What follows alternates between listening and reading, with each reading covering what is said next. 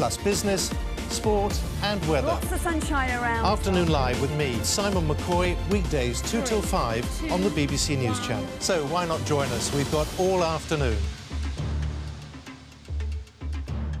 A book can lead us to new worlds and experiences. But how can the words take us back to the ideas that brought it into being? How can the book guide us to the one who gave it shape and character? How can it show us the inspiration? Learn more about the book. Discover the writer who created it. We'll introduce you on Meet the Author, Thursday at 8:45 on the BBC News Channel. Britain, full of lost treasures. He is lovely. The detail is just wonderful, isn't it?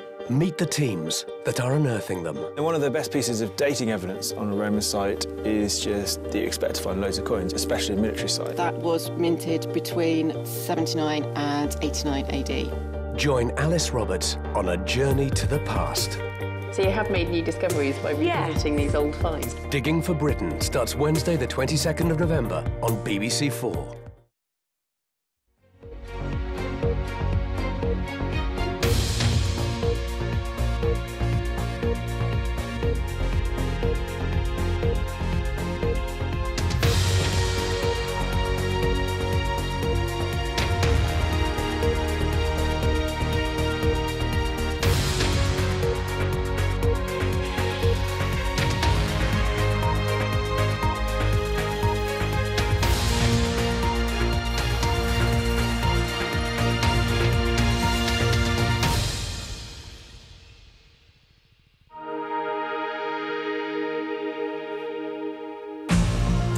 This is The Briefing. I'm Sally Bundock. Our top stories.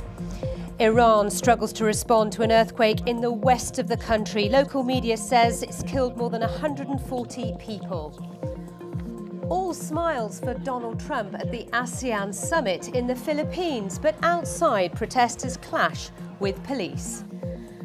New fears for the health of a British woman held in Iran as UK government faces more criticism over its handling of her case.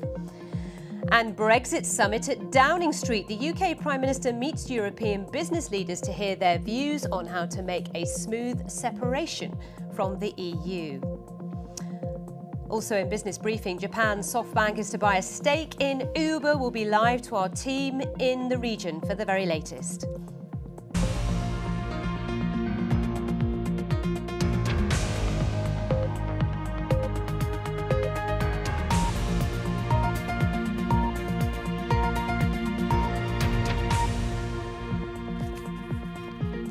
A very warm welcome to the programme, briefing you on all you need to know in global news, business and sport. And be a part of the conversation. Tell us what you think about the stories we're covering. Just use the hashtag BBC The Briefing.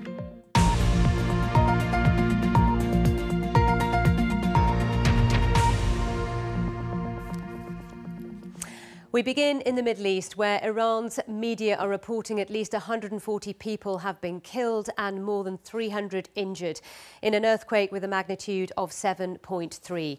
The quake hit the border area between Iran and Iraq. It's around 30 kilometres south of the Iraqi town Halabja. Now, in Iraq, it's caused extensive damage as well, with at least 16 deaths in the Kurdistan region reported so far. The quake was so powerful it was felt as far away as Lebanon and Turkey. Andrew Plant has the latest. Carried into hospital amid the chaos at this clinic in Iran. Victims of the earthquake on stretchers, others walking wounded as more and more of the injured arrive. The earthquake struck after dark. For rural villages in the affected areas, the search is beginning in torchlight for any survivors that might be buried in the fallen buildings.